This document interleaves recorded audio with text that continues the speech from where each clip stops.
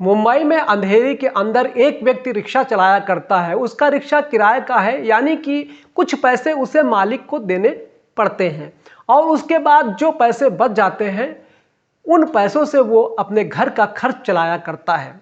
तभी एक दिन शाम को जब उसको घर जाने का टाइम होता है, उसी समय पर उसकी पत्नी का फोन आता है कि जब घर वापस आओगे तो घर आते समय कुछ सब्जियां ले आना। उसके बाद वो व्यक्ति मार्केट से कुछ सब्जियां खरीदता है और उनको रखने के लिए जैसे ही रिक्शे के पीछे वाली जगह पर जाता है तो देखता है कि वहाँ पर एक बैग रखा हुआ है। जैसे वो व्यक्ति उस बैग को देखता है तो खोल कर देखता है तो उसके अंदर सोने चांदी के जेवरात थे और उनकी कीमत लगभग 5 लाख रुपए होती है। अब इस बात को देखने के बाद वो व्यक्ति बहुत ही ज़्यादा परेशान हो जाता है, हैरान हो जाता है और सोचने लगता है कि आज दिन में ऐसा कौन सा कस्टमर आया था जिसका ये बैग रह गया है, क्योंकि वो बहुत ही ईमानदार आदमी है। दोस्तों, इसी वजह से वो गहरे सोच विचार में पड़ जाता है। दोस्तों, क्या होता है इस कहानी में, इसके आगे क्या वो व्यक्ति उसका बैग लौटाता है या फिर उस बैग को अपने साथ लेकर अपने घर चला जाता है? पूरी कहानी के बारे में जानने के लिए वीडियो को अंत तक ज़रूर देखिएगा। दोस्तों, ये कहानी है उत्तर प्रदेश के रहने वाले अरुण की। अरुण जो कि थोड़ा बहुत पढ़ा लिखा है और उसके बाद वो छोटे मोटे काम किया करता है। उसी दौरान उसको एक लड़की से प्यार हो जाता है और जिस लड़की से उसको प्यार हुआ था वो लड़की कास्ट की नहीं थी। अब उत्तर प्रदेश के अंदर जहाँ पर वो रहा करता था वहाँ पर इस तरह से कोई शादी नहीं कर सकता था। अब इस बात को देखते हुए वो लड़का उस लड़की से बहुत ही ज़्यादा प्यार किया करता था, तो वो फैसला लेता है कि इस लड़की को लेकर मैं यहाँ से भाग जाऊँ और हम लोग कहीं दूर जाकर आराम से अपनी ज़िंदगी को बिताएंगे। वो दोनों एक दूसरे से सच्चा प्यार करते थे और इसी कारण से अरुण उस लड़की को लेकर उत्तर प्रदेश से भागकर मुंबई पहुंच जाता है। मुंबई जाने के बाद वो एक चाल में किराए का कमरा लेता है और उस कमरे के अंदर अपनी उस पत्नी के साथ रहने लगता है जिससे वो प्यार किया करता था। क्योंकि भागकर उसने उससे शादी कर ली थी और शादी करने के बाद अब अपनी पत्नी के साथ चाल में रहता है। अब कुछ दिनों तक तो समय ऐसे ही व्यतीत होता है, लेकिन कुछ दिनों के बाद उसे महसूस होता है कि अगर हमें यहाँ पर जिंदा रहना है तो हमें कुछ ना कुछ काम करना पड़ेगा। वो लड़का बहुत ही ईमानदार था और बहुत ही ज़्यादा मेहनती था, तो वो सोचता है कि क्यों ना एक ऑटो रिक्शा लिया जाए और उसको चलाकर अपने परिवार का भरण पोषण करूँगा और इसी तरह से समय व्यतीत हो जाएगा। उसके बाद वो लड़का थोड़े दिनों तक इधर उधर मेहनत करता है। 2 ही लोग थे और उनके खर्चे भी कंट्रोल में थे, तो कुछ दिन मेहनत करने के बाद उसके पास थोड़े बहुत पैसे इकट्ठा हो जाते हैं और उन पैसों से किस्तों पर रिक्शा निकलवा लेता है। ऑटो रिक्शा निकलवा लिया था, अब उसको वो इधर उधर चलाया करता है और इसी तरीके से अपने परिवार का भरण पोषण कर रहा था। धीरे धीरे समय व्यतीत होता है और समय के साथ साथ उसको एक बेटी भी हो जाती है। अब घर के अंदर 3 सदस्य हो गए थे। खर्चा थोड़ा सा और ज़्यादा बढ़ गया था। तभी एक दिन अचानक उसकी बेटी जब 6 महीने की थी तो उसको एक बीमारी हो जाती है और उस बीमारी के चलते उस पर बहुत ही ज़्यादा मुसीबतों का पहाड़ टूट जाता है। अब जैसे ही उसके ऊपर मुसीबत का पहाड़ टूटा तो उसके बाद वो व्यक्ति उस रिक्शे को बेच देता है, क्योंकि उसके पास और कुछ तो वहाँ पर था नहीं बेचने के लिए जिससे वो बेचकर वो अपनी इस मुसीबत से बाहर निकल सके। उसने अपना रिक्शा बेच दिया था जो उसकी आमदनी का जरिया था और उसके बाद अपनी बेटी का इलाज करवाता है। बेटी ठीक हो जाती है, घर आ जाती है और इसी तरीके से कुछ दिन और उनके बीच बीत जाते हैं। अब जो अरुण है उसे फिर से चिंता सताने लगती है कि घर का भरण पोषण करना है, जिसको मैं अपने साथ लेकर आया हूँ और जो मेरी बेटी है जिसने हमारे घर में जन्म लिया है उन सभी का भरण पोषण अच्छी तरह से करना है और इसके लिए मुझे कुछ ना कुछ काम करना पड़ेगा। इसी सोच में डूबा हुआ था, तभी उसके साथ वाले जो रिक्शा चलाया करते थे वो उसे बताते हैं कि रिक्शा मालिक के बारे में, जिसके पास बहुत सारे ऑटो रिक्शा थे और वो अपने रिक्शों को किराए पर चलाया करता था। यानी कि रिक्शा को 12 घंटे के लिए किराए पर लिया करता था और बदले में उसने कुछ पैसे लिया करता था। अब इस बात को सुनकर जो अरुण है वो इस बात के लिए एग्री हो जाता है और अपने दोस्त के साथ उस व्यक्ति के पास चला जाता है। वहाँ पर जाने के बाद वो उससे बात करता है और बातों में तय हो जाता है कि इस रिक्शे को चलाने के लिए उसे 12 घंटे का किराया 500 रुपये देना है और उसके बाद जो ऊपर ही आमदनी होगी, कमाई होगी, वो तुम रख सकते हो। इसके बाद अरुण उस रिक्शे को चलाने लगता है। धीरे धीरे ऐसे समय व्यतीत होता रहता है। उसके बाद जितने पैसे चाहिए थे उतने पैसे उस रिक्शे से कमा लेता था। वो लोग हंसी खुशी उस घर के अंदर रहा करते हैं जो घर किराए का था और ऐसे ही करते हुए उनकी बेटी बड़ी हो जाती है। उसका स्कूल में एडमिशन करवाना पड़ता है अरुण को।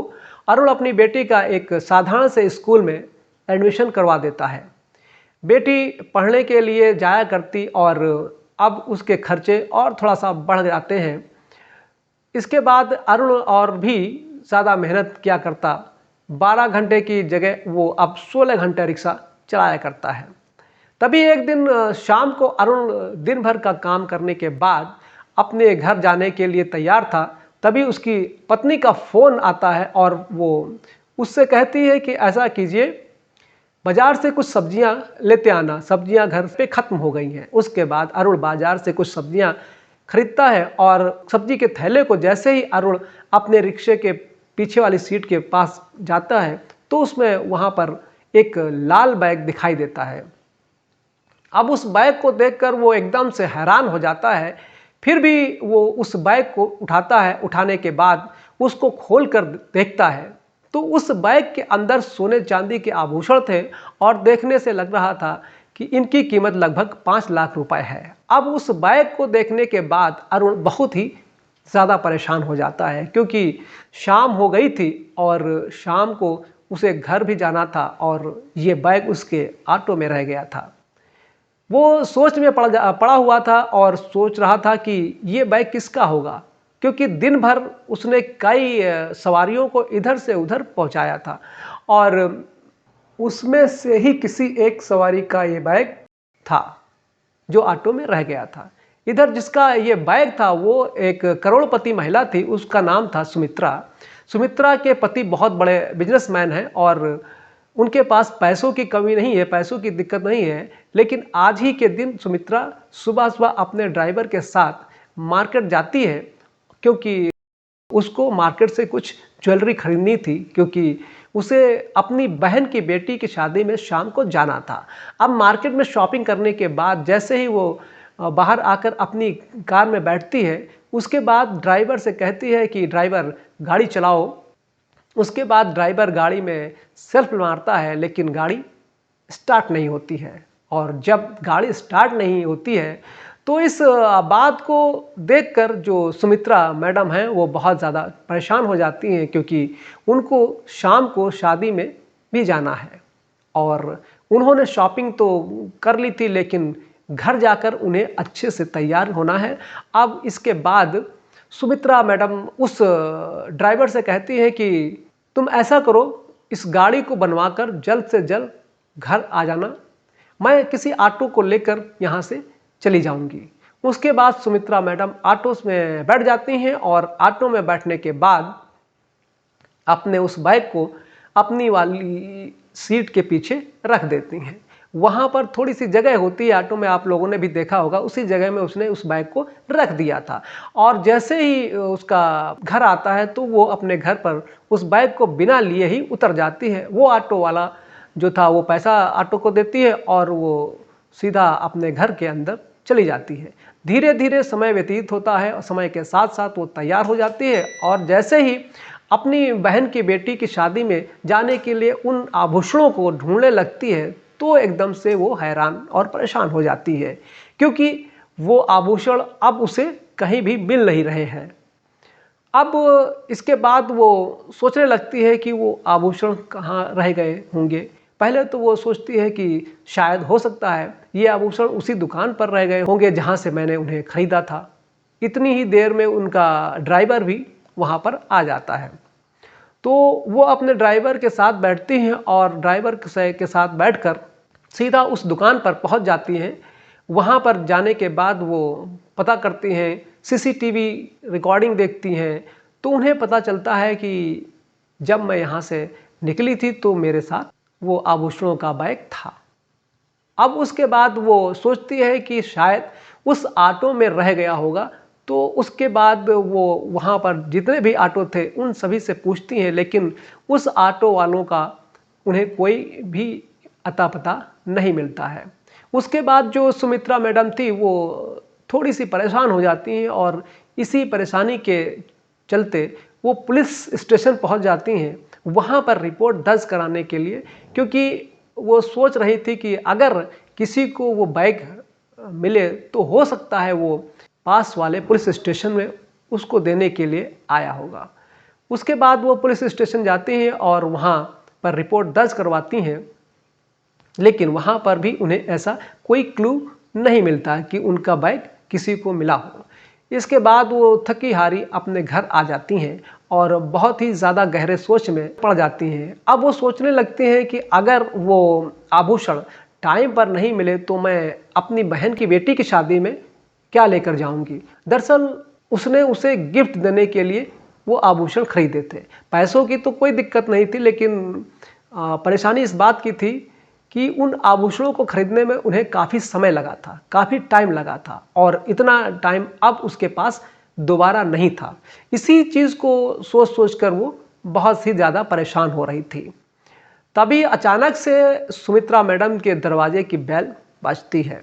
जैसे ही मैडम दरवाज़ा जाकर खोलती हैं तो सामने और कोई नहीं, वही लड़का अरुण खड़ा था, ऑटो वाला, और दरवाज़ा खुलते हुए सुमित्रा मैडम से पूछता है कि मैडम, क्या आपका बैग मेरे ऑटो में रह गया था?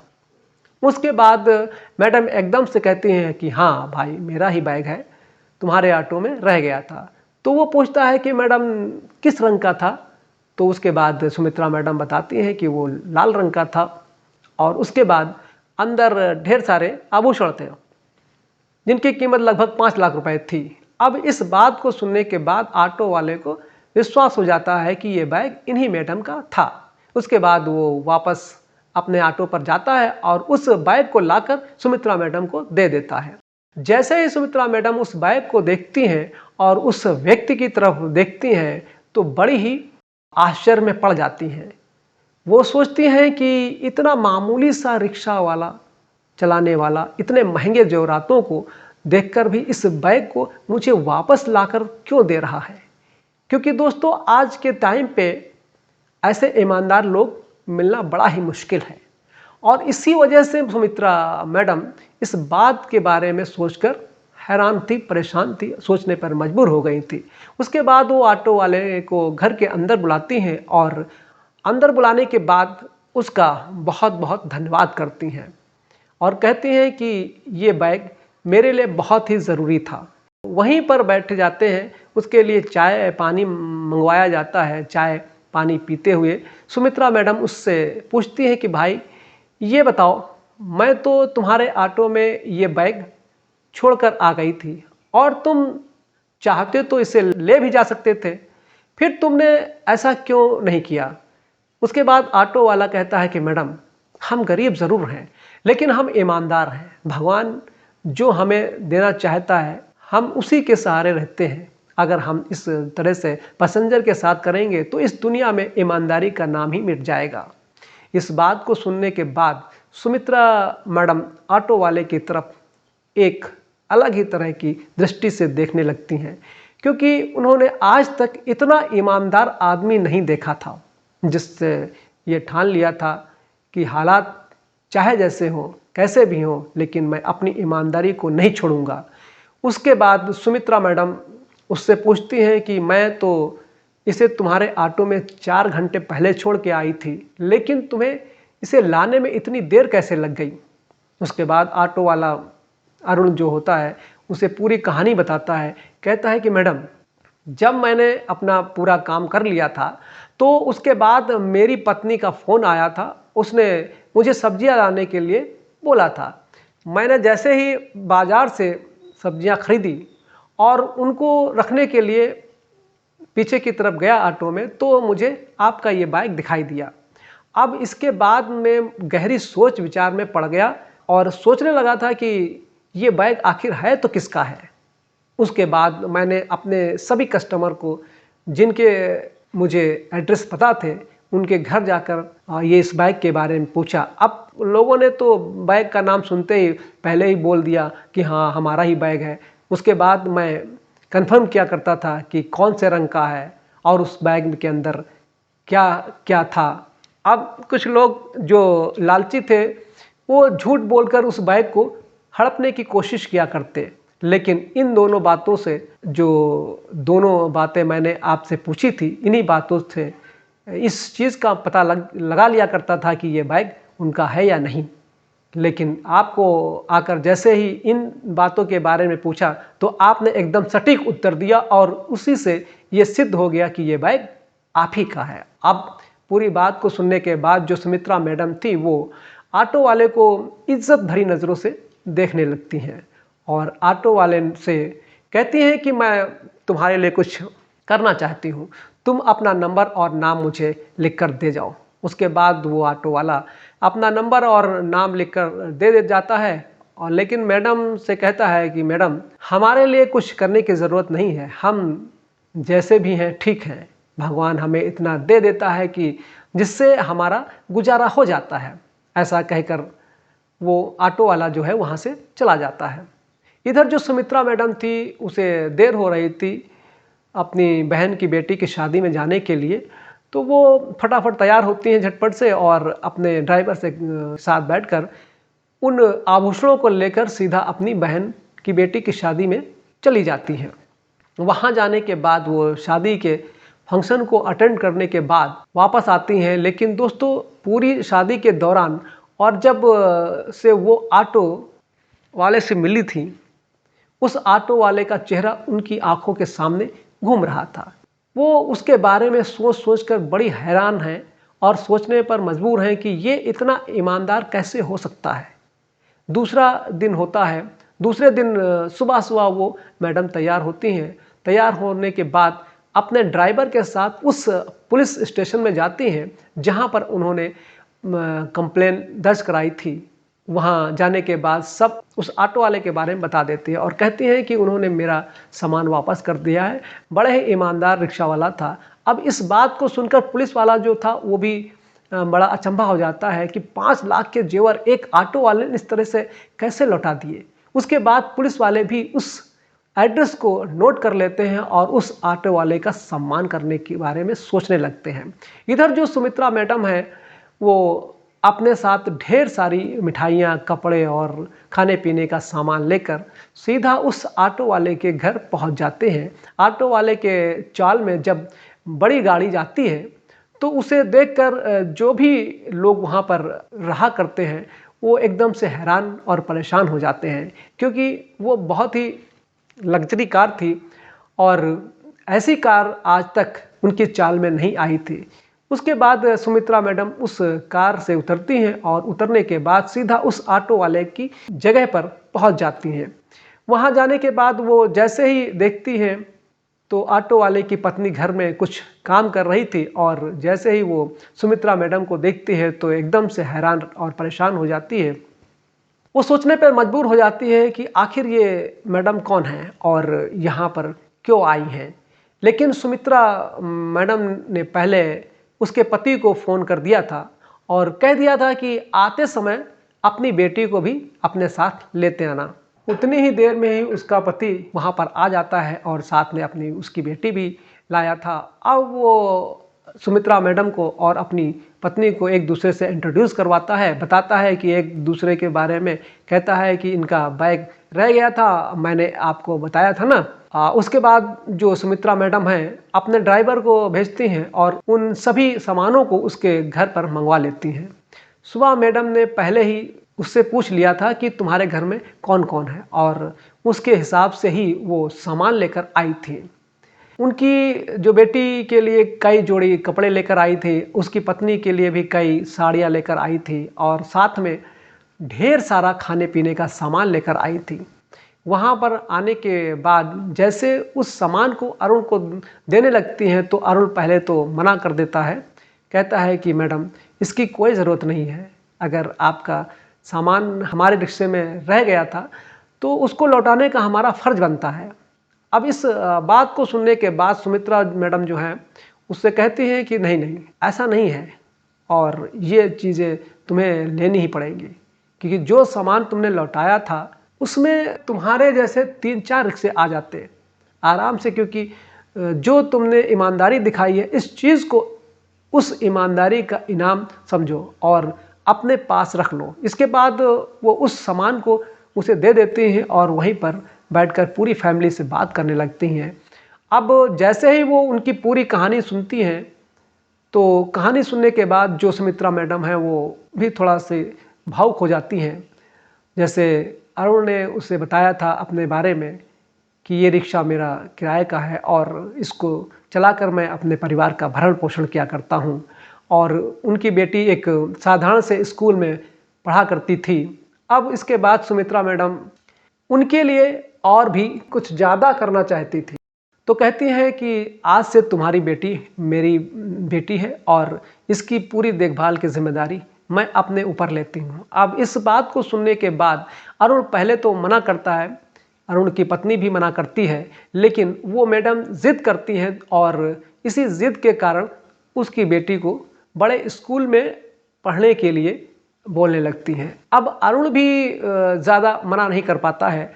उसके बाद सुमित्रा मैडम उसे एक ऑफिस का एड्रेस देती है और कहती हैं कि कल तुम्हें इस ऑफिस में आना है और मुझसे मिलना है।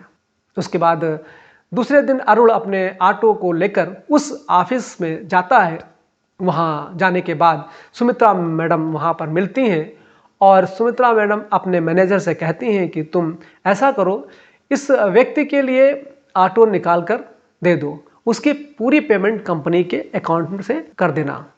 अब इस बात को जैसे ही अरुण सुनता है तो वो फिर एक बार से मना करता है, लेकिन सुमित्रा मैडम जोर देते हुए उसको उस ऑटो को दिला देती हैं। अब वो अपने ऑटो को चलाया करता है, ना ही उसे किसी को किराया देना पड़ता है और ना ही ऑटो की किस्त देनी पड़ती थी। धीरे धीरे समय व्यतीत होता है और समय के साथ साथ पुलिस वाले भी उस रिक्शे वाले को ढूंढकर उसका अच्छी तरीके से आदर सम्मान करते हैं। और जैसे ही पुलिस वालों ने उसका आदर सम्मान किया था तो मीडिया को भी बुलाया था, और जैसे ही ये बात चारों तरफ फैलती है तो उस रिक्शे वाले की मिसाल दी जाने लगती है जगह जगह पर ईमानदारी के लिए, क्योंकि उसने 5 लाख का सामान ऐसे ही वापस लौटा दिया था। उसकी जगह कोई और व्यक्ति होता तो शायद ऐसा नहीं कर पाता। तो दोस्तों, ये थी कहानी एक रिक्शे वाले की जिसने अपनी ईमानदारी को खराब नहीं होने दिया, चाहे सामान कितने भी पैसे का हो। अब आप क्या कहना चाहते हैं उस रिक्शे वाले के बारे में, क्या कहना चाहते हैं उस मैडम के बारे में? आपकी जो भी राय है वो कमेंट सेक्शन में ज़रूर लिखिएगा।